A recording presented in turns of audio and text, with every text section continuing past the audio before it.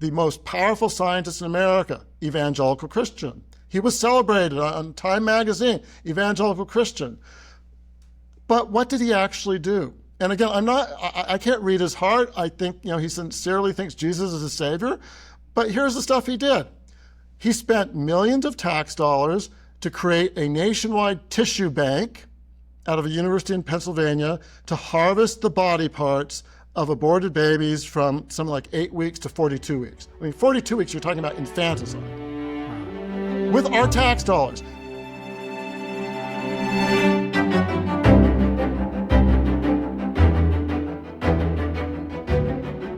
Hello, and welcome to the Will Spencer Podcast. This is a weekly interview show where I talk with authors, thought leaders, and influencers who help us understand our changing world. New episodes release every Friday. My guest this week is Dr. John West. Dr. West is the Vice President and a Senior Fellow at the Seattle-based Discovery Institute, where he also serves as the Managing Director of the Institute's Center for Science and Culture, which he co-founded with philosopher of science Stephen Meyer in 1996. Dr. West was previously an Associate Professor of Political Science at Seattle Pacific University, where he chaired the Department of Political Science and Geography. Dr. West has written and directed several documentaries, including the award-winning Biology of the Second Reich. He holds a PhD in government from Claremont Graduate University and is a recipient of several academic fellowships. Finally, Dr. West has written or edited 13 books, including his most recent, Stockholm Syndrome Christianity: Why Christian Leaders Are Failing and What We Can Do About It. Dr. West, welcome to the Will Spencer Podcast. Will, thank you for having me. I've got your book here, Stockholm Syndrome Christianity. I really enjoyed this book. I thought it was very bold. I thought it was very forthright and courageous in its approach to a topic that's on everyone's mind these days. It was also written with a good bit of Christian love for its audience and the subjects that it covers. And so I wanted to thank you for this book. Well, thank you. I appreciate it. It was a long journey to write it, and I really did try to struggle to be as charitable as I could. Really mentored by through reading of someone named Francis Schaeffer, who many people may not know now because he's been passed on for a number of years. But he wrote a little book called The Mark of a Christian, which I highlight there. And I so appreciate him standing for truth, but in a genuinely loving, gracious manner. And I don't think I'm quite as loving as he was, but I did my best. So let's start then with a bit of background on how the book came together. It seems like it's been a 30-year journey to write this book. Sort of, you've watched a number of trends and shifts in evangelical and Christian culture in America, and so it goes back to your time, at Seattle Pacific University, and in many ways, really before. Mm-hmm. Yeah, I think things coalesced 2 or 3 years ago when I came to the conclusion that, I would count myself as a theologically conservative Christian, and we often, who are theologically conservative Christians, like to blame the atheists and the agnostics for everything. And I certainly agree with that. I certainly think that, a lot of them, and the progressives and the woke Christians, all that's true. But, after a career of seeing self-identified evangelical Christians who themselves were actually pushing many of the same talking points and actually facilitating things and actually looking so much more like the secularists around them than they were their historic faith, I sort of came to the conclusion that this is a systemic problem, that before the church, and in a way, I don't mean before, I think the church needs to do both, but rather than just looking at forces outside the church, we actually need to get our own houses in order. I mean, if we're really hoping to model, say, biblical marriage, biblical sexuality, a view of science, a view of race relations and biblical equality, before we expect everyone else to follow along with what the Bible teaches, we better make sure that that's what we're teaching to our kids, to the people in our churches, and being consistent on that. And if we're mimicking what the world is saying, then Houston, we have a problem. And so that was sort of the thing that sort of drove me to, I think, wanted to write this. I've done a number of the other things I've done are more outward focus on what I call common ground books on people who may not be Christians. This is sort of my letter to my fellow Christians of, we need to get our own house and our own families in order if we want sort of a better result out in culture. Mm-hmm. And what I thought was interesting about this book is that it takes more of a scientific kind of direction. It focuses on particularly the ways that evangelical Christianity has capitulated to a lot of modern science or scientism, and of course your position with discovery science makes a big impact on that. So maybe you can talk a little bit about what discovery science is, and talk about how you've seen evangelical Christians give into contemporary trends in science as well. Sure. As long as I can remember, even when I was, say, in middle school, I was fascinated by the impact of science on culture, and both for good and for ill. Unfortunately, we've seen a lot of people speak in the name of science and do some very gruesome things, going back, all the way to things like eugenics and things. And so one of my favorite authors growing up and still today is C.S. Lewis, and he was, I think, a prophetic critic of what is often called scientism, or at least once he called scientocracy, which I actually like that name, because I like that rule by people in the name of science, which often is ruled by bureaucrats who really don't even know what they're talking about, but they just claim the sanction of science. And so I've been interested in that in a long time. And so then in the 1990s, when I met Steve Meyer for the first time, who many people might know, he, big in the intelligent design movement, author of many books, including a New York Times bestseller that argues that there's evidence in nature of design and purpose, not just, that we're not just the product of random or unguided processes. So when we first met, we sort of sparked in a good way, because he was talking about all these things that were happening in science that actually pointed towards purpose and a creator, and that we were more than our material subparts. And then for myself, from the standpoint of the social sciences and the impact of science on culture, I saw the really deleterious impact of all that. And what Steve seemed to be saying was, well, actually the best recent science is actually pointing in a direction away from that 19th century Darwinian, Freudian, Nietzschean, science that devalues us as spiritual creatures, that devalues the truth claims of the biblical tradition, and that actually science was pointing in a different direction. I thought, wow, if that's true, we should found a program on that. So Steve and I together came up with this idea of a Center for Science and Culture that looks first making, what are the scientific arguments that actually show that we are more than just matter, that we are the product of a creator, and that we're not just the product of a blind, purposeless process. So unlike arch-atheist Richard Dawkins, at least before him saying that he's a cultural Christian now, I guess. So I guess but he used to be claiming about how, atheism, scientific atheism, Darwinian atheism helped you become a fulfilled atheist, Yes. believing in Darwinism. So, we were pushing back at that, and I think we've had some success. I mean, the debate since we began about 30 years ago has dramatically changed. And in fact, you could number on your fingers the number of serious scientific defenders of Darwinian materialism now. There are a lot of internet trolls, like I like to call him non-Professor Dave. He calls himself Professor Dave, but he's not a professor, not really a scientist, doesn't have a PhD in anything. And he racks up these huge numbers with these attack videos. But that's a far cry. I mean, Richard Dawkins was actually a professor at Oxford. He actually had some basic knowledge of science and offered some sort of sophisticated arguments. You can't find people like that of the new generation who are making serious arguments for Darwinian materialism. And so now, the big question is, so if Darwinian materialism is false, then what is true? And I think that, is going to be played out as to whether we go to something that is more holistic and traditional, that I would call, the biblical tradition, the Judeo-Christian tradition, or do we go in a different direction? Because not all spiritual things, I think, are good. And I think so we'll see. So at Discovery Institute, we're sort of most known for, we do have other programs, but probably most notorious for being sort of an intellectual home for people like Steve Meyer, Michael Behe, many others who argue that there's empirical evidence of design in nature. So that's my day job. I help direct that program, more on the cultural side than on the science side, because as you point out, I used to be a professor of political science, which is more an art than a science.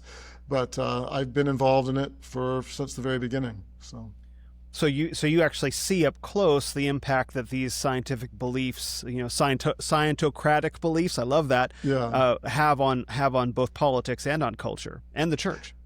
Yeah, and in fact, so that is why it is a theme throughout my book, because I don't think people realize quite how much these, what I call these bad, bogus beliefs in the name of science out of the 19th century have impacted our beliefs about moral relativism, about sexuality, about life issues like abortion, about even actually economics. And I'm here in Seattle, which is one of the saddest. It used to be a beautiful city, and it's not anymore. And it's a really sad situation. And I would tie part of that to our homelessness crisis, and part of that is the idea that, well, how do you solve homelessness? Well, you just throw material things at people. You give them housing and shelter, but you don't care about anything else about them. And that's really a materialistic approach coming out of the 19th century, that we're just blind matter in motion. And so our welfare programs, our social programs, should just be about changing material input. Well, as I talk in my book, we've transferred trillions of dollars of resources to try to solve the problem of poverty, and we haven't. And so I think that this scientistic mindset, and in a way, I don't even like to call it a science mindset, because I think science is a good thing, and I don't want to sound anti-science, because I'm not. But it's dressed up and sold to people as science. And that has been one of the, in the Middle Ages, people say, thus saith God, and I'm God's spokesperson. And then here you have said, well, thus saith science, and as long as I'm science's spokesperson, you just have to do what I say. Mm-hmm. I can hear in the background, I can actually hear the sirens that you had mentioned earlier before we started recording. Maybe just let people know. I don't know if it'll show up, people will be able to hear it ultimately when the final product comes out, but let people know what's going on just down the block from where you are today. Yeah, so we're about a block from the Federal Building in Seattle, and last night there was pretty much riotous behavior with tear gas and a lot of other things, and there was an Antifa attempted blockade, because of course they don't want illegal immigrants to be detained or deported, and so they were trying to block the exits and actually stealing property. We have scooters here that you're supposed to rent in Seattle, so stealing property to actually create a barricade, and they stole the American flag to burn it. It wasn't their American flag to burn, but they did it. And really, I don't think there weren't mass arrests. And so today, that's continuing. And so we have heard some things. But there's going to be a more mega march tonight in a different place of Seattle that unfortunately might get like LA. But the Federal Building is not the safest place to be right now, unfortunately. So what's interesting about all this is that, so we're talking about your book, Stockholm Syndrome Christianity, and again, Stockholm Syndrome sort of being a reference to, actually, I'll let you talk about what Stockholm Syndrome is, and then I'll sort of connect some of the pieces we've been talking about. Yeah, so Stockholm Syndrome goes back to a sort of infamous bank robbery in the 1970s in Stockholm, Sweden, which is why it's called Stockholm Syndrome, and where bank robbers held several people hostages. But then something strange happened. After that, several days into it, the hostages started to really identify and feel grateful to their hostage takers. And so some psychologists, and I want to admit, psychologists this is very controversial now as an actual diagnosis, so I'm not actually using it as that, but I do think there's an insight here where people who have been held captive or who have been abused or in abusive situations where they've been really controlled, sometimes, rather than just rejecting that, they can end up identifying with their captors. And I think that's the reason I gravitated on that was it seemed to explain what I had seen among many of my fellow faculty members when I was a Christian college professor in my work at Discovery Institute with faith leaders and things, where many of these Christians, especially if they go into, their pastors or go into the government or go into the entertainment industry or the news industry, these culture-forming industries, well, many of them end up looking more like the secularists around them, and they end up identifying more with the operating assumptions of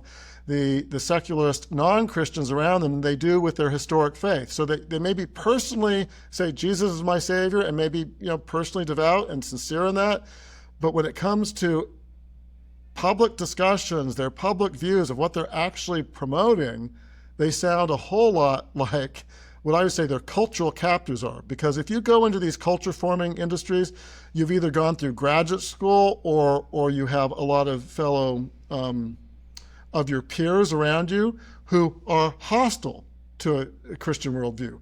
And so you're surrounded by those people. And so they may be personally nice people, but their worldviews are really diametrically opposed to yours.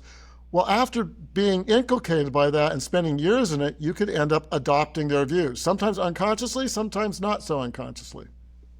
Yeah, and at a certain point, it must become conscious, right? Maybe initially like, it's fine, I'm not influenced, but over time, please go ahead. I do think, and I try as much as possible not to judge the state of someone's heart. I think that's God's responsibility. But I do think at a certain point, if you are so pushing against what the traditional Christian view is, and you're so mouthing the words in every possible situation, at a certain point you are completely culpable for that. And so, at what point that is, I think God will know. And so I try to deal with the outward manifestations, because I think, regardless of what's happening in their heart, if what they're doing is destructive and untrue, that needs to be called out. And this is sometimes a lot of Christians have this mistake that, well, if someone is being well-meaning, that means that they get a pass, that we don't criticize or that we don't raise that what they're pointing us to doing is bad. But that's just insane. And people in their private life know this. If they have a family member who's well-meaning but is a fentanyl addict, I mean, it really doesn't help them to say, oh, well, you're well-meaning, so if that gives you pleasure, you do that. No, you try to rescue them from that, even if they think you're not being nice by telling them that. And so people really, if they really think about it just for like 30 seconds, they would understand that this idea that if someone is well-meaning, that means it's not important to call them out or to uphold the truth. I would argue it's actually even more important, because it's the people who are well-meaning who may do the most damage. And I saw this actually at a Christian college where, you had theology professors who were basically bashing the accuracy or truth of the Bible, but they were doing it as committed Christians. And so they were much more likely than, if we had students confront an atheist in their classroom, they'd be much more likely to say, oh yeah, that guy doesn't know what he's talking about. But if they have someone who purports to be, a faithful Christian who's telling them, oh, why are you believing that? Well, you think that's accurate? Then, I saw this with students. They're more likely to be taken in by that, and that leads to destruction for them and a lot of hurt. And so, it's not, yes, kind and compassionate, and I think we need to be careful not to demonize other people, and also I firmly believe God is the ultimate judge, not us. But that does not mean that we cannot or should not be calling out error. And the Paul is very clear on this. Peter is very clear on this in the New Testament. But I think a lot of Christians think, oh, well, that's not being nice, or I'm not being loving by telling the truth. That's not a biblical view of love. Mm-hmm. And this conversation matters a whole lot for a number of reasons. One is because, of course, we have the phenomenon or the epidemic or the tragedy of abortion, 60 million and counting, something like that. But then you have fires and riots out at the federal building, and we've seen a widespread decay of American culture, which I always have felt that Christians are supposed to be a backstop against that. Maybe perhaps I haven't always felt that way, but certainly I feel it quite strongly now. And as I read through your book and you're describing all the different ways that biblical truth has been shaved off in these little bits of culture and politics and influence, people attempting to ingratiate themselves to the inner ring, which you've talked about, C.S. Lewis's his term, the inner ring. And you sort of see that over time, maybe initially these small little bits of compromise don't seem like a big deal, but you run it for 50, 60, or 70 years, and then you see where it gets us, which is where we're at today. No, that's true. I really saw that in my 12 years at Seattle Pacific University, which was a historically evangelical university. And, the backstory to this, many people even don't know today, many Christians don't know, that all the top colleges and universities like Harvard, Princeton, Yale, Columbia were all started as devoutly, explicitly Christian institutions. Yep. No one would make that claim that they are today. Well, what happened? Well, by the 19th century, many of them really had fallen away from that. And so then evangelical Christians in America, to their credit, started a whole slew of other institutions like Wheaton here in Seattle Pacific University, that was founded by Free Methodists in the latter part of the 19th century, to say, what we lost, we can't recapture, unfortunately, right now, but we're going to at least start anew to make sure that we are intentional about transmitting truth to the next generation. But what we've seen, that many of these institutions that were founded at that, now they themselves are going in the same direction as places like Harvard, Princeton, Yale. In fact, looking to those places as their models for what they should be. To be excellent, let's be like Harvard. Well, no, if you want to be excellent, you don't want to be anything like Harvard. I mean, really. Yeah. But that Harvard envy, and I saw that when I was a faculty member. There was a book that came out called The Scandal of the Evangelical Mind by Mark Knoll that on the surface was, it made a good point, which is that evangelicals should be for first-rate scholarship. I agree with that. But then you dig into, well, what does he mean by first-rate scholarship? And really, certainly how his book was taken, and I think there were things like this in his book, even though he disclaimed some of it, it was being loved by the world.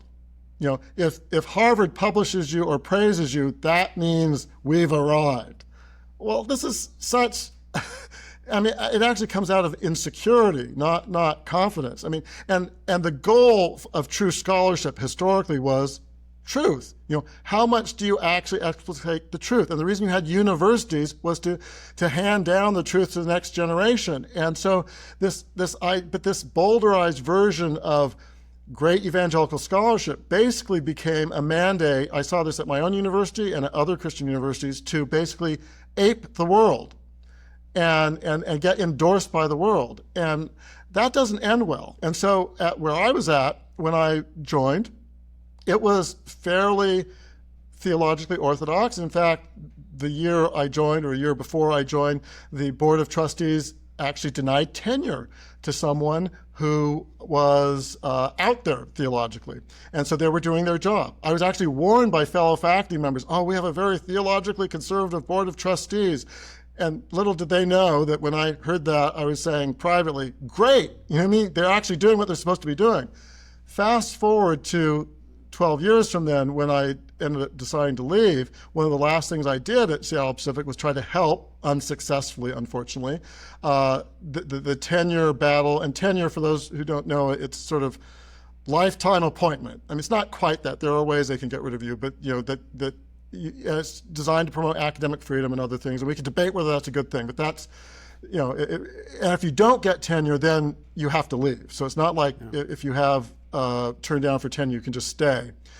So we had someone up who I think was one of the most dynamic, biblically dynamic persons and great scholar that we had hired in the years that I was there, and he was turned down for tenure by the faculty, and the board basically rubber stamped it. And as near as I can tell, he was turned down because he was too biblically faithful, and he was also politically conservative, which you weren't really allowed to be. He made the mistake, I write in the book, of this was during the time of George W. Bush, where a fellow faculty member who had tenure was attacking Bush as Hitler. People today, you hear, Trump is Hitler. Whatever. This Hitler, everyone's Hitler, according to the left. George W. Bush, people forget, was described as Hitler. And so we had a faculty member who was saying that, and this faculty member who didn't have tenure had the courage to say, I think that's not right. And so that rubbed people the wrong way. And so I think that that's how you lose institutions. And then so much so, just 2 or 3 years ago, they had, so things, when I was there was a battle over, was the Bible actually completely authoritative, and should we have to have faculty members who believe that?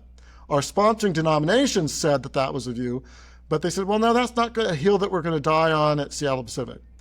Well, fast forward to just a couple of years ago, where then the gay marriage thing blows up at this self-identified evangelical Christian school.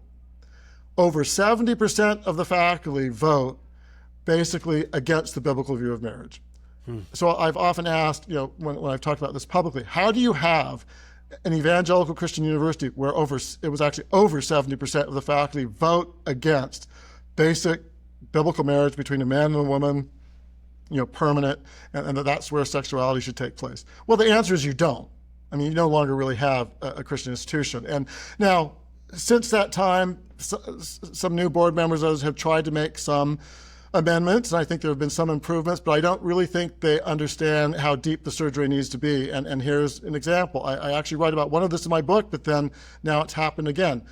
So this new board or revised board that's trying to be more faithful has endorsed an LGBTQ festival on their campus using campus facilities. And they did that last year, and they've now done it again this year. And so I think we're back to a board that is, as near as I can tell, that is, again, personally more biblically faithful than maybe some of the people 3 or 4 years ago who have now left, but they don't seem to have the stomach or the spine for doing what would need to do to get an institution like that back to its foundations.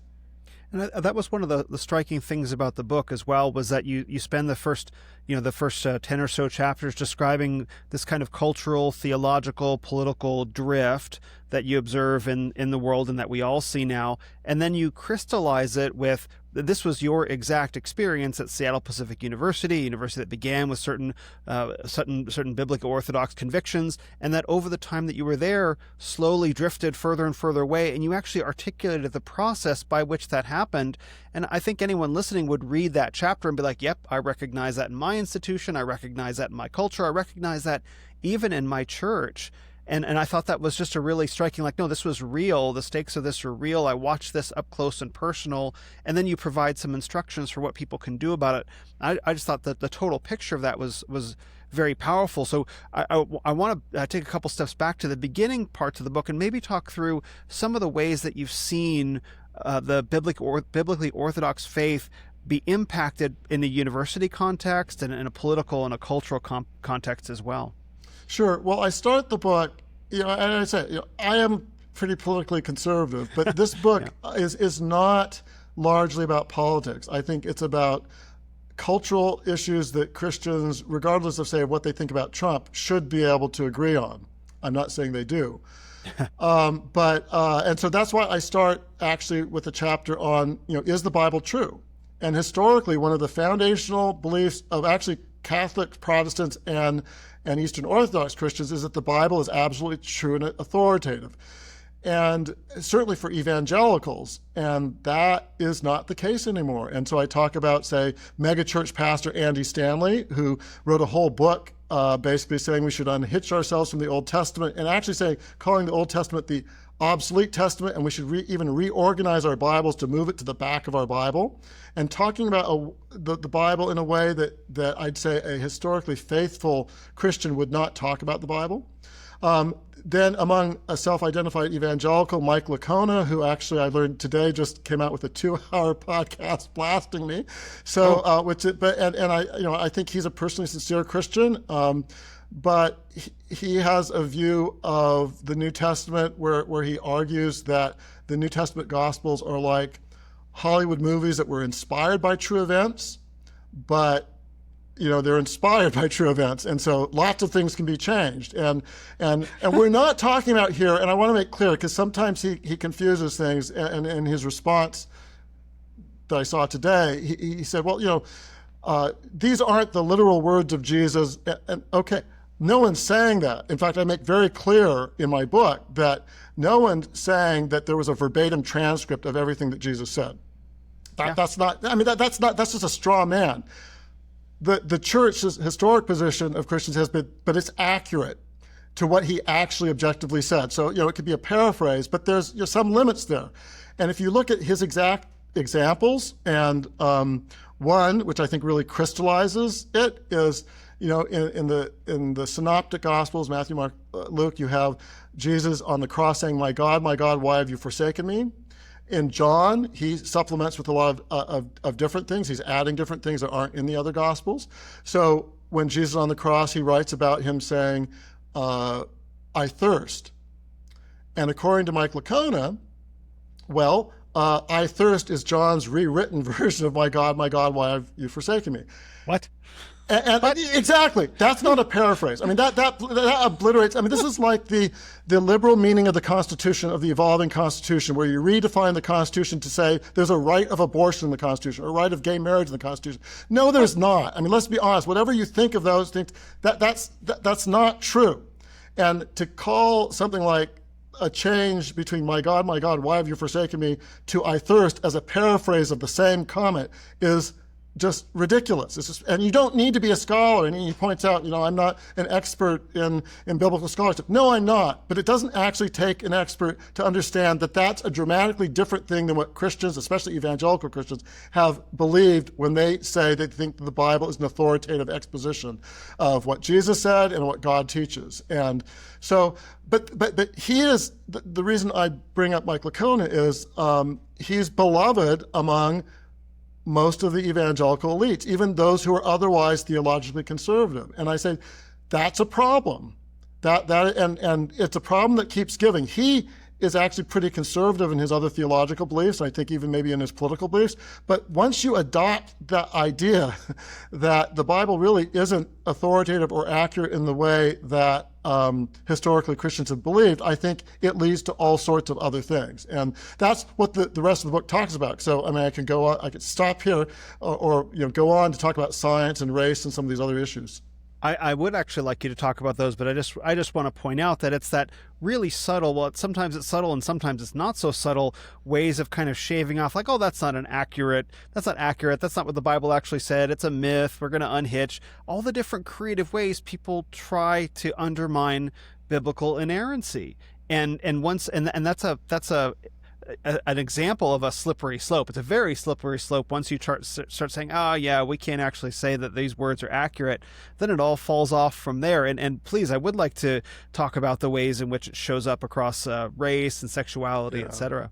Yeah, let me get to that, but let me one more comment about Mike Lacona. I want to say, I think he's a very personally sincere Christian, but one of the things, the reason why I find it so troubling is that he will actually say, I mean, if you hear that, well, he believes in biblical authority and that the Bible is accurate.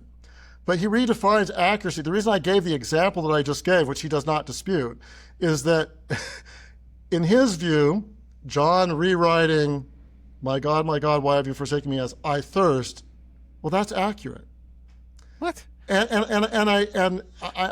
the reason why I like to I mean, in a way, I guess I'm like the character Puddleglum for those of you who read C.S. Lewis, is that one inconvenient fact can cut through a lot of bluster, and I trust that Mike Lacona sincerely believes that what he's saying is that the Bible is accurate, but objectively, with examples of what he's actually saying, it doesn't match with that. And I think most Christians, most evangelical Christians would understand that in a view that says, and let's just be clear, in this case, there's no contradiction here. There's nothing to solve. Jesus said both. I mean, so there's absolutely no contradiction between him saying both. So it's actually creating a solution to a problem that doesn't exist. But it's also a dramatic thing. If you can't be sure, anytime you read the words of Jesus, that the so-called paraphrase, and I said this is not a paraphrase, but the gospel writers were so loose that you can't know whether Jesus said, my God, why have you forsaken me, or I thirst. That's a problem. And he has all sorts of explanations. Well, I thirst in the Bible means that you're thirsting for God, and you can come up with all sorts of post hoc explanations, but that no one ever came up with before, except for modern scholars who are imbibing, and I'd say modern evangelical scholars who have imbibed this higher critical view of the Bible coming out of the 19th century. And so I call what Mike Lacona is doing is Jesus Seminar Light. And he doesn't like that term, but in his response, I really don't see a difference. The Jesus Seminar was these liberal theologians who would then sort of vote on whether they thought a saying of Jesus was accurate or not. And if they didn't vote that it wasn't, then, well, that wasn't accurate. Well, I think really what Lacona is doing is Jesus Seminar Light. He's glossing it up with nicer terms, but that's really what he's doing. Anyway, but going on, that was a long-winded coda. But so science, sometimes Christians argue that if we just get more Christians into politics or into entertainment, that our culture is going to be great. That was really coming in the 1990s. I saw a lot of that argument. Even more recently, people like Aaron Rand, and I respect Aaron Rand, but his book, basically about negative, that we're in the negative world, which I actually think is insightful. But if you look at the solution, too much of it is, well, we need to, we don't have enough people in the elites. Well, we actually have quite a few evangelical Christians in the elites. The problem is they look more like the world. So let's talk about, in the area of science, hands down, the most powerful scientist in America for more than a decade was a man named Francis Collins. Yep. Head of the NIH, dispersed billions of dollars of our tax dollars, that really helped set the course or misdirect the course of science research in America. The most powerful scientist in America, evangelical Christian. He was celebrated on Time magazine, evangelical Christian. But what did he actually do? And again, I can't read his heart. I think, he sincerely thinks Jesus is his savior. But here's the stuff he did. He spent millions of tax dollars to create a nationwide tissue bank out of a university in Pennsylvania to harvest the body parts of aborted babies from something like 8 weeks to 42 weeks. 42 weeks, you're talking about infanticide. Wow. With our tax dollars. And he must have been somewhat embarrassed by it, because when Judicial Watch, which is the group that exposed this, tried to, through a Freedom of Information Act request, tried to get the data on it, the NIH, under Francis Collins, refused. They had to go to court to force Francis Collins' NIH to disgorge this document. So this is not a conspiracy theory. This is like hard facts. But the only reason we know about it is because someone sued and forced Francis Collins to divulge it. Millions of tax dollars to harvest aborted baby parts. And what was some of the research they funded with this? Well, taking scalps from aborted babies and grafting them into mice. But that's not all. He spent millions more. Francis Collins touted himself, his own words, as an ally and advocate of the LGBTQIA+, and I'm probably missing some of the consonants there. But he called himself an ally and advocate, and he spent millions of dollars to fund doctors like in LA and a children's hospital in Boston that were doing surgeries to, what I call gender deconstructive surgeries. They're cutting off body parts from young women and young men and giving them puberty blockers, filling them filled with chemicals. We spent millions of dollars. Francis Collins, devout evangelical Christian, spent millions of dollars promoting that. Now, so you can have you can duplicate Francis Collins until the cows come home. But if you have that sort of Stockholm Syndrome Christian in leadership, it doesn't matter how many Christians you have in government. If they're like Francis Collins, you're going to get the same exact stuff. And in fact, the saddest epitaph on Francis Collins' career, he's still alive, but the epitaph on his government career, he's now out of the NIH, was it was either Slate or it was one of the liberal publications, progressive secular publications, that basically said something like this. We were fearful when he came in because he was this devout evangelical Christian, and so we didn't like that. But we shouldn't have been worried, because basically on every issue that they were concerned about embryonic stem cell research or at all, they basically got what they wanted. He was a distinction without a difference, and that's really sad. And so in science, I think I delve deeply, and some other people now are criticizing Francis Collins, but I will tell you, those of us at Discovery Institute, because of his view on unguided evolution and junk DNA and stuff, we've been talking about him since the mid-2000s, and no one would listen. And then with some of this COVID stuff that we could get into, I was one of the first persons in 2021 to really go after him on that, and got a lot of flack on it. Even from people today who are critical of him, they weren't critical then, even though the evidence came out. And so he was in some respects, what's interesting about Francis Collins is not just him, it's the superstructure of other evangelical leaders who enabled him and platformed him. Francis Collins became the beloved figure that he did, and the wise figure that we should all listen to. because he was platformed and enabled by a lot of other Christian leaders, some of whom actually, like Tim Keller, who did this, would have said that they didn't really agree with him. But they platformed him, and they wouldn't, as I write in my book, Tim Keller platformed Francis Collins, even though he claimed to disagree with him, but he wouldn't do similar things for people who are on the other side. So it's this culture. It's not just you can't just look at the individuals who are going away. You have to look at the people around them who are actually enabling them. So that's science. We can go on to sex or race or whatever.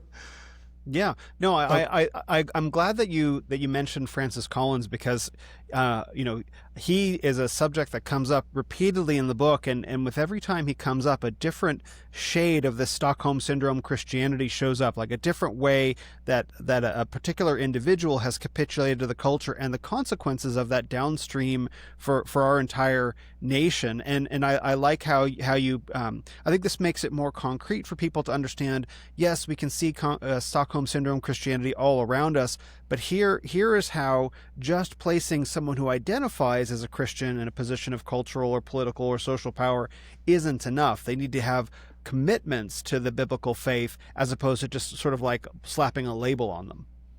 Yeah, and I think you really see that when it comes to, say, sexuality. And Yep. I will say one thing in sexuality. I start my book chapter on that, dealing with heterosexual issues, because I do have a strong biblical view on same-sex marriage, but I do think that it started when churches ceded and stopped talking about heterosexual monogamy, the importance of marriages that are lifelong, trying to support people so that they don't get divorced, and once you see that, it went from bad to worse. And so I give an example of, what does it say? Again, people say, well, we need more Christian celebrities. Well, in 2019, we had in the show Bachelorette featured two evangelical Christians. Yep. Luke and I think Hannah. And they publicly witnessed about their faith, how devout they were for Jesus. Well, there ended up being a difference, because Luke admitted that he had sex outside of marriage before, but he was now trying to be abstinent until marriage. He was trying to honor that. And Hannah, that's shaming me. And she actually boasted that she had sex 4 times with one of the other contestants in a one-night stand. And anyone who criticized her was, well, Jesus still loves me. No one can condemn me because Jesus loves me. It's just like treating Jesus' forgiveness like dirt. Yeah. But where did she grow up in? It wasn't Seattle. It wasn't LA. She grew up in the Bible Belt in Alabama. Again, Houston, we have a problem. If you have Christian celebrities who are grown up in the Bible Belt, who now boast about behaviors that at least they should be mortified about, but boast as good. What's happening? What sort of teaching did she get? I don't know. But it raises questions, and on. And so I think the number one thing is that churches need to be much more intentional, even about heterosexual sexual standards and marital, covenants. And I recount how when I was an elder at a particular church where we had a number of leaders go through unbiblical divorces, and I want to be clear, God can forgive everything. And so there's healing no matter what you've gone through, even if you went through an unbiblical divorce. So I'm not about that. On the other hand, if you don't teach on something and you don't empower them, you're going to get more of what you're not teaching about. And so in our church, we tried to get interest in, well, this is a tragedy, so how do we help prevent this from happening? How can we have good teaching? How can we have mentor couples and do other things? And there seemed to be a pervasive lack of interest to do that. So I think that it's good for Christians to talk about same-sex and transgender issues, but they also need to realize that probably the most important thing they need to be doing is modeling heterosexual faithfulness, and because that is so critically important. But many of the Christians aren't. But let's talk about same-sex marriage. This is not something foisted on us just by the gay groups, for example. And I talk about this. So the Supreme Court ruling on this, it was decided by one vote. The person who decided it was not even appointed by a Democrat. He was not an atheist. He was not an agnostic. Anthony Kennedy was known as a devout, in fact, he was called, prior to being appointed, a goody-goody Roman Catholic who attended Mass each week. We have the false creation of same-sex marriage as a constitutional right, which again, it was never in the Constitution, that's an invention, not because of a Democratic appointed judge, not because of an atheist, not because of a gay person, because of a serious Roman Catholic goody-goody.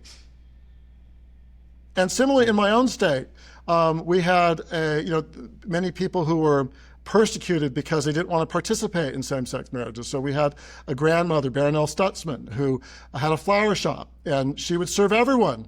But when it came to, she wouldn't serve every event. And she didn't want to create special arrangements honoring gay weddings because she didn't think, same-sex marriage is real marriage. Who was her chief persecutor? Wasn't an atheist.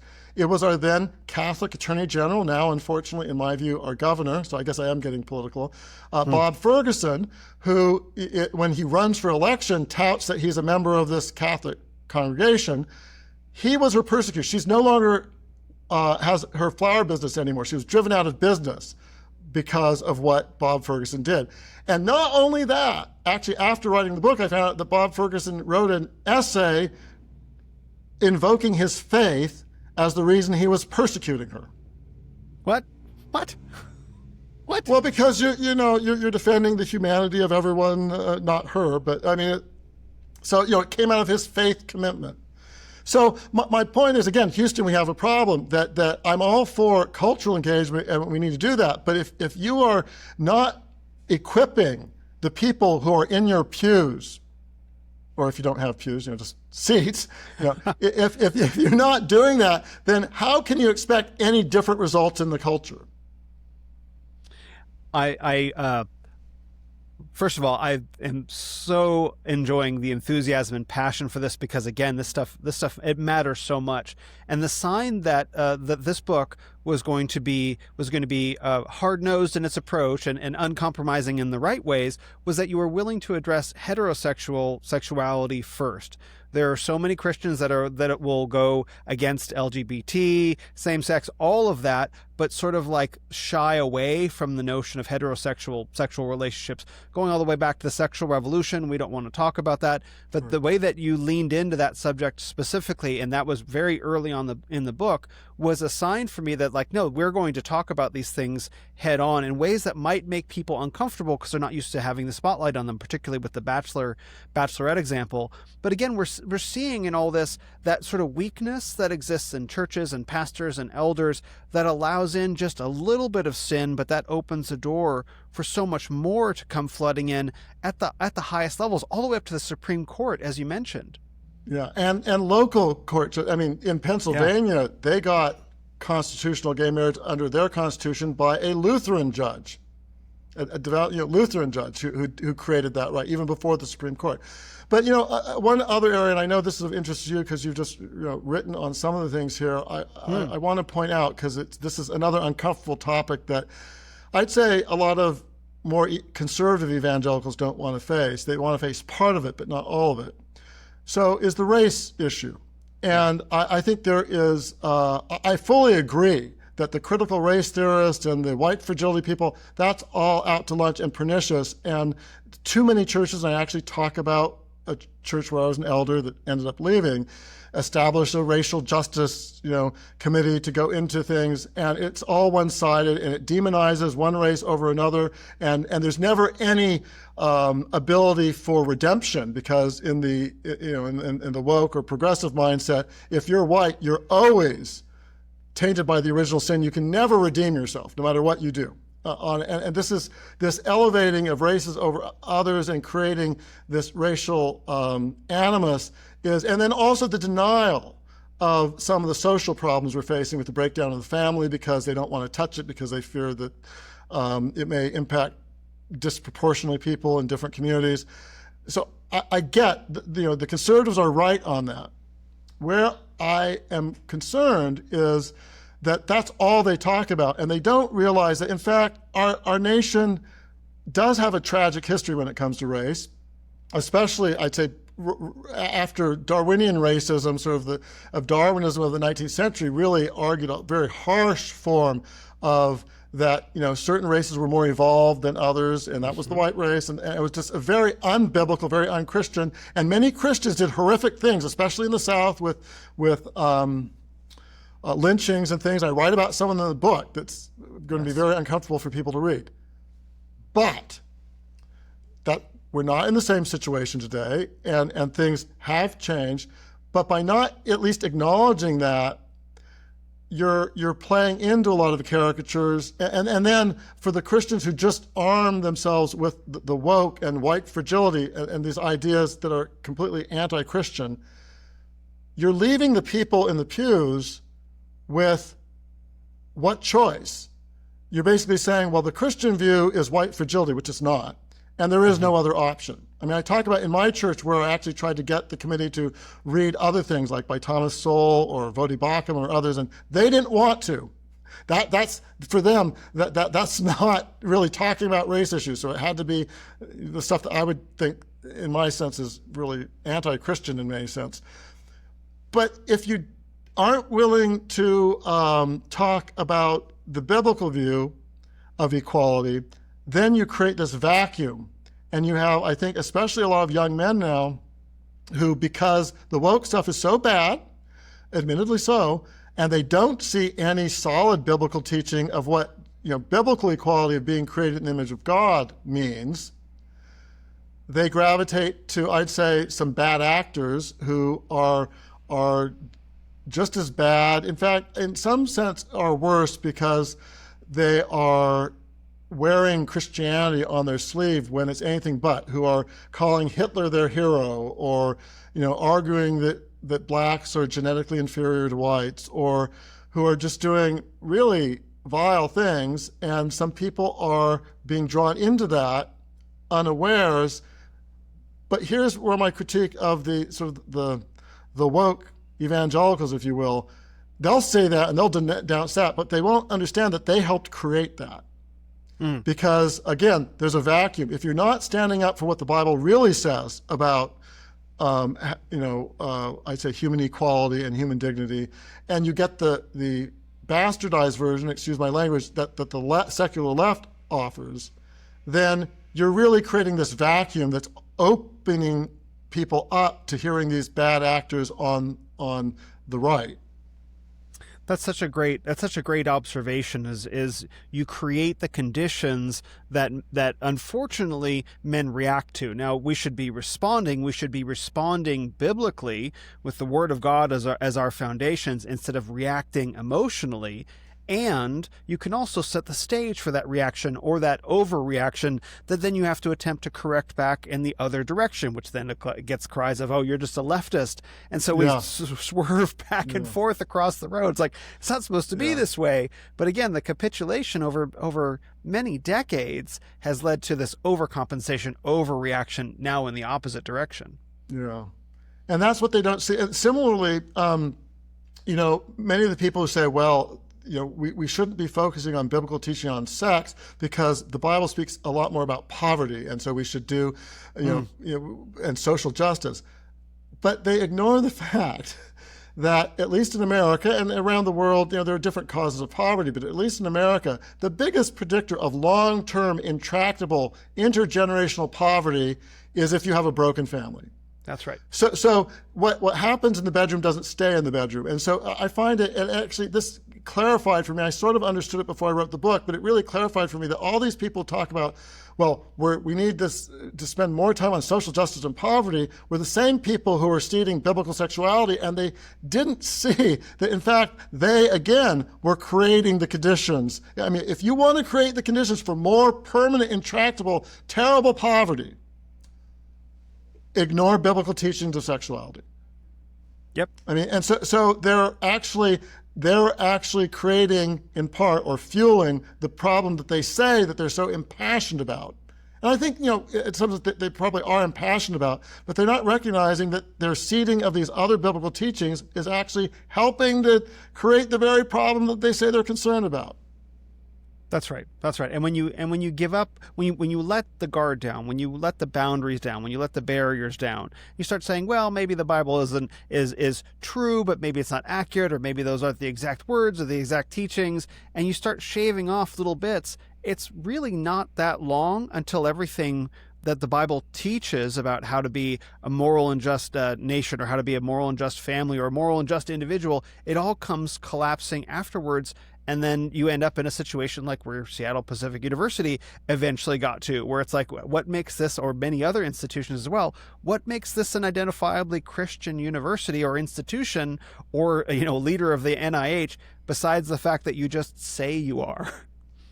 Yeah, it becomes a label that is in some sense a cultural identifier, but has very little content. And and that's, I know people dismiss the slippery slope argument, but logically, not all things progress to various areas. But I do think, and I write in the book, that if you're taking your cues from the rest of culture, then you're guaranteeing a slippery slope, because you're not standing on anything principled. And I actually think one reason, look at someone like Tim Keller, who I actually view as this Presbyterian pastor, if people who are listening don't know, who's now deceased, but was beloved by many.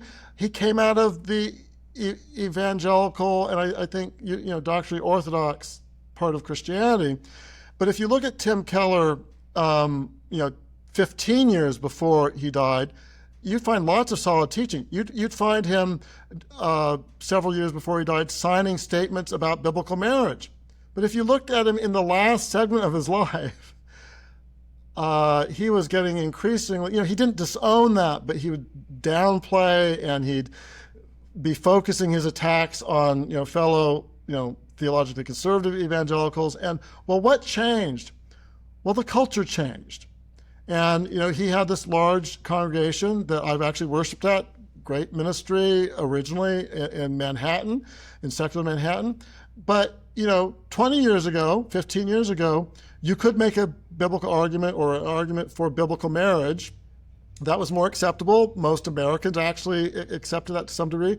But then that changed. And so the point is, with the Stockholm Syndrome Christian, is as the culture changes, you change along with it. And so there is no solid ground. And even if you have some solid ground, if you're so wedded to what the culture's understanding and the cultural elites' standing are, as the cultural elites become more depraved, you're going to be, pulled right along with them. That's right. You're going to be dragged right off the edge of the cliff, and it becomes increasingly difficult for someone who's on that road to say, no, here is where I'm going to take a stand. I've talked to so many Christians who are like, well, I'm going to keep their content creators, I'm going to keep my beliefs under wraps, and then when I get to the big stage, that's when I'm going to let everyone know. It's like, no, that's probably not how that's going to go at all. You have to take a stand immediately, or as soon as possible, as soon as you realize what's going on. Otherwise, the likelihood that you're just going to end up going with that flow and then wake up or say now we've gone too far is far too high, and by that point it's already too late. I mean, it depends. I think you're right in a lot of cases, but I think depending on what sort of profession you're in, and if your views are really countercultural, you may have to go, deep six those views for a while before you can really articulate them. And so I am sympathetic to that, but a lot of the people who say they have to do that, they're really doing it because those views aren't really fundamentally their views. And so I think you're right to call that out, but I would say that I've seen other cases of people who do, are careful and keep their head down. And in fact, I would advise students, say, if you're a science student who, say, doubts Darwinian evolution, you're trying to get your PhD, you don't want to broadcast that fact. And I remember actually counseling, giving advice to someone who was actually invited and got into a good graduate program and a good lab. And they weren't asked about it. I don't think people should lie, but they weren't pressed on their views on it. But they felt just obliged that they needed to spill their guts to their secularist, lab manager. And of course, once they did, they weren't going to graduate school anymore. And so I think that when you're in a hostile culture, there are various ways to survive and then thrive and hopefully to change the culture. But one of them is, I think it is actually important to have people in the elites, but it's important to have good people in the elites, and there are some strategies to do that. I think in many cases, many of the weakest, most wimpy, if you will, Christians among the elites, their problem started a lot earlier they were never really discipled or trained in the way of what does it mean to be, they're really given an easy Christianity that as long as you say Jesus is your Savior, it doesn't matter what you believe on anything else. And that's never true. I mean, that's just not true. And so, but if that's your mode of discipleship, then you get people like the ones we get. And so, yeah. Yeah, I mean, in the situation where a student is applying for a graduate program, like, you're probably not going to change the posture of this institution through your application. That's probably not the right place to do it. So you're right. There are exceptions, and there are ways where it's like, well, maybe there is a strategic, wise as serpents, harmless as doves kind of posture to it. But in general, like, I would also say that, like, it's necessary for more people than currently are to be upfront about their beliefs and take a bold stand. I think I completely agree with that. And in fact, it's those trailblazers that then allow the people who don't feel that they can speak up, either for good reasons or not so good reasons, because they just don't have the courage to speak up, to then be able to weigh in. And we've seen that actually in the argument over intelligent design versus sort of unguided evolution. A lot of our early fellows like Mike Behe and many others got a lot of persecution and were tried to be silenced in a lot of different ways, and they took a lot of flack. But I would say because they did that for, say, 20 years, things began to open up, and some of their arguments are now much more, in the mainstream. Similarly, what we've seen this just flip over the last couple of years is in transgenderism in kids. Where, you would be canceled or fired if even 2 or 3 years ago you raised a critique of that. You might still be today in some parts of America, but there's been a dramatic seismic shift. And that was not because the people who weren't willing to speak out were, secretly, not agreeing with it. No, it's because there were some trailblazers who were willing to take a lot of flack and get hurt by articulating the truth. And so, the reason that the so-called Overton window shifted on that was not because all the people who were silent. And so you're exactly right. If you're really wanting to get to a more healthful culture, it is certainly true. You need a brigade of people who are fearless and willing to, speak the truth, even when it's unpopular. And then my plea to other Christians, first of all, is you need to know what's right, because then you could argue what's prudential and what you should do. But if you aren't really clear on what your faith really teaches, then you can't even get to that other thing. But then I say, if you feel you can't speak out, there are often many ways that things that you can do to help facilitate things even behind the scenes, where it might be shepherding in academia. You might be able to be shepherding like-minded students and protect them so that they do get their PhDs. And I've seen that with some professors. In other organizations, you might be able to be, say, even if you don't want to identify with someone's views in the organization, if you see them being persecuted, you might be able to raise things like, well, the civil rights laws don't allow us to do this. You might be able to raise things in a more moderate way that would still defend those people. So I do think that I fully agree. Christians need to be more engaged and really need to prayerfully ask, what can I do? And what does God expect me to do? But I do think that people are in different situations. It's not one size fits all. But if you're simply using excuses, it's too costly for me to do anything, that likely is not right. I mean, there likely is something that you can do and that God is calling you to do, and you need to think that through. Yeah, I think discovery science is a great example of that. It's like, this is, you think you quote the quote that Francis Schaeffer uses, that he has been attributed to Luther, but that is not Luther, about maybe you can speak a little bit about that, because that seems to be the sore spot that needs to get pushed on. Yeah, this is really, I mean, I sort of wish Luther had said it, but it doesn't. It's a great statement regardless. It's basically this idea, if you're a Christian and you're preaching on everything that God teaches except those areas that are at the front lines that the enemy is actually attacking. So, I'm teaching Jesus as a Savior, but I'm not willing to teach about that, there are only two biological sexes, and that means there are only two genders because there are two sexes, and that you're never born in the wrong body. Then you're not really fully preaching the gospel, because if the gospel is under attack in this one area, and that's the one area that you're not willing to defend on, you're basically opening up a breach to take it all down. And so, Christians who pat themselves on the back, well, I'm faithful in this area, so I don't need to be faithful over there, are deluding themselves at best. And that we're called, and especially I'd say pastors and those who are equipping, pastors, elders, Christian teachers, those who are equipping the next generation and the current generation of Christians who are going into the professions, going into the arts, going into, every part of America. They need to be equipped, or else we get more Francis Collins. I mean, that really is it's great to send Christians out into culture, but only if you've equipped them to actually act like Christians. Mm-hmm. Maybe you can talk a little bit, just briefly, about the resources that are associated with the book. I think the book has a website attached to it.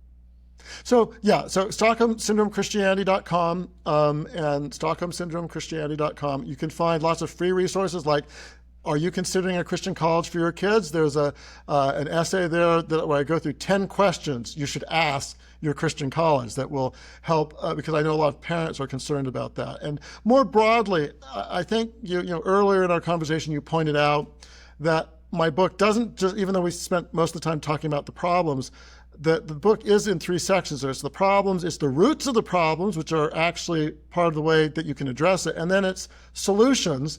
And where in one of the chapters I give like 21 things people could do. If you're a church board member, if you're an elder or deacon, if you're a teacher, if you're a parent, or even if you're just a grandparent, there are things that everyone can do, to be faithful. Mm-hmm. So what are just some examples for those who might be listening? Sure. So one that may seem, this doesn't seem important, or this is just, but is what I say is do no harm. So, and what do I mean by that? Well, I think we're each called to give an inventory or think prayerfully with God about how am I stewarding my time, talent, and treasure? What sort of church are you going to? Are you going to a church that is biblical and equipping people, or one that has gone off the rails? Because if you're supporting that church with your body, with your money, with your volunteer time, and you know that what it's doing is not right, in many respects, I said you're worse than, say, the pastor who may be off the rails, because you know that what he's doing is not right, but you're actually helping to facilitate it, even though you know what is going on is not right. Similarly, if you graduated from a Christian university 20 years ago, that was a great Christian university, but you know now that it's sort of gone off the rails, but every year out of this misplaced sense of devotion, you write a check to them. Again, you're worse than the out-of-control faculty there, because in some sense, they think they're doing right, even though they're not. But you know what they're doing is wrong, and you're writing a check. And this may seem simple, but I'll have to tell you the number of, I'm not going to name names here, but philanthropists, of Christians who are heavy hitters in various ways, who themselves are personally orthodox, but who are bankrolling bad things out of misplaced senses of emotion, or who are active in churches that they know aren't really, that they themselves are convicted on. If Christians alone, if every Christian took seriously that for them to do no harm, for them to make sure that even if they weren't going to be supporting good things, I think we should be, even if you're not going to write checks to Discovery Institute, say, if you're just making sure you're not writing checks to the bad guys, if you're not actually lending your volunteer time to a group that is actually doing bad things, we'd be in a much better situation now. Because, so that's one thing. One other thing is, if you're a parent, who's really raising your kids? And I know, in general, Christians will say, oh, of course I'm raising my kids. But is that really true? Or is TikTok raising your kids? Or are the public schools raising your kids? Or, you could go on and on about the other influences. And whether you send your kids to public school, I think increasingly that is not a great option. But or a private school, or, you homeschool. Ultimately, if you're a Christian parent, you're responsible for in God's eyes, for the shaping of your kids and the mentoring of your kids.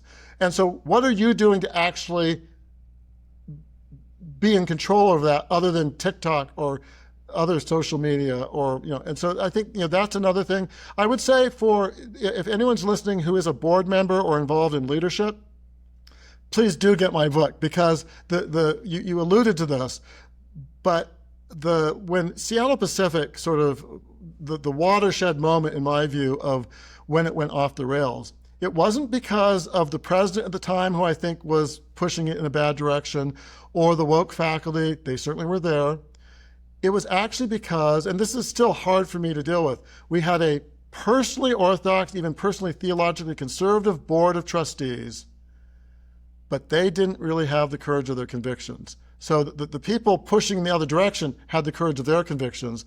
But the really deciding point at how SPU was lost, in my view, wasn't because of the progressive faculty or the heterodox faculty.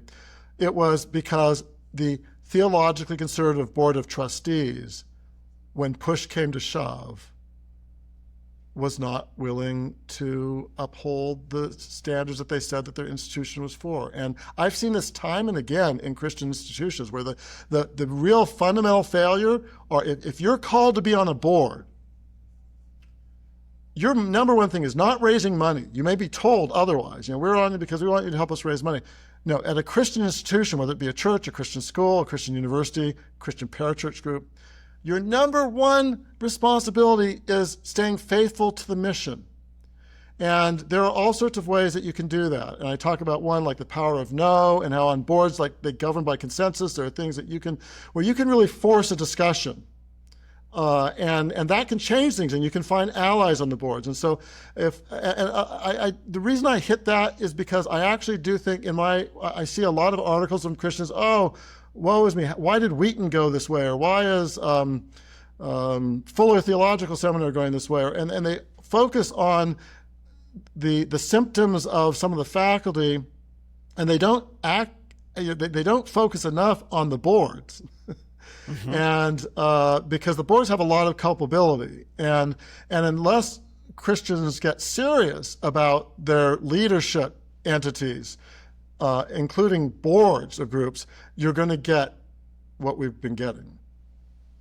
Again, I mentioned it earlier, but I love the passion, I love the enthusiasm, and that really shows through in reading the book. I mean, you can really feel that this is it's a personal issue. It's something that you feel very passionate about, have thought very deeply about, have experienced firsthand, and that's why reading the book felt so much like it feels like a warning, like a clarion call, but also with a call to arms, a call to action, where you make very concrete for the different audiences who may be reading. These are the things that we are called to do. These are the things we must do. These are the things we can do to really help push back on this trend. Yeah, well, thank you. I sort of felt driven to write it, and it was a blessing to be able to get it done, and I hope it will be helpful to people, and yeah. Well, I'll definitely encourage people to read it. The book, again, is Stockholm Syndrome Christianity. Thank you so much, Dr. West, for authoring this book. Where would you like to send people to find out more about you and what you do?